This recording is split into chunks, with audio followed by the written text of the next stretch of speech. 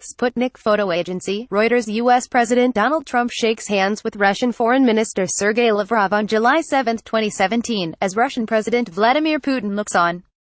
10:37 Washington. After a year of Donald Trump's complaints that a criminal investigation into his presidential campaign is nothing more than a witch hunt, it turns out that special counsel Robert Mueller may have, in fact, found a Russian witch.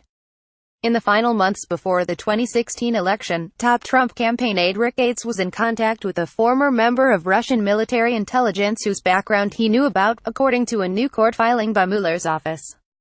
Federal Bureau of Investigation special agents assisting the special counsel's office assessed that person A has ties to a Russian intelligence service and had such ties in 2016, states a sentencing memo in the case of Alex van der Zwaan, a Dutch lawyer who pleaded guilty to lying to federal prosecutors earlier this year.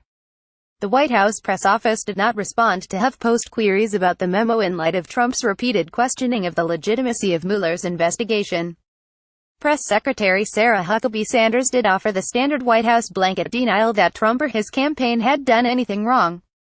There was no collusion and we're confident in that, Sanders said. Trump has called Mueller's probe a hoax and witch hunt dozens of times since taking office 14 months ago. Of late, he has taken to writing witch hunt in all capital letters for emphasis. The Mueller probe should never have been started in that there was no collusion and there was no crime.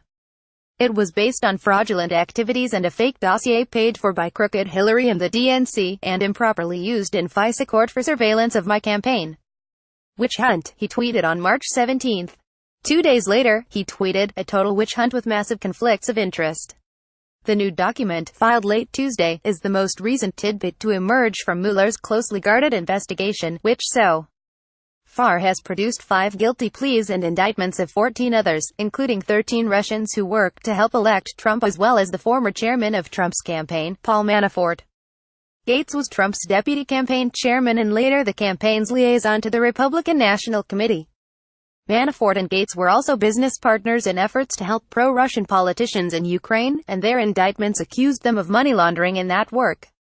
Gates has pleaded guilty and is cooperating with Mueller, while Manafort has vowed to fight the charges. Person A is not identified in the court filing, but the description reportedly appears to match Konstantin Kilimnik, who managed a Kiev lobbying office for Gates and Manafort. Last summer, according to the New York Times, John Dowd, who was then the president's main personal lawyer on the Mueller investigation, discussed the idea of giving pardons to Manafort and to retired Army Lieutenant Gen. Michael Flynn, Trump's first national security advisor. Flynn has also pleaded guilty in the Russia probe, for making false statements to investigators. Pardons could make it harder for Mueller to gather evidence against Trump personally, but could make it easier for Mueller to prove obstruction of justice.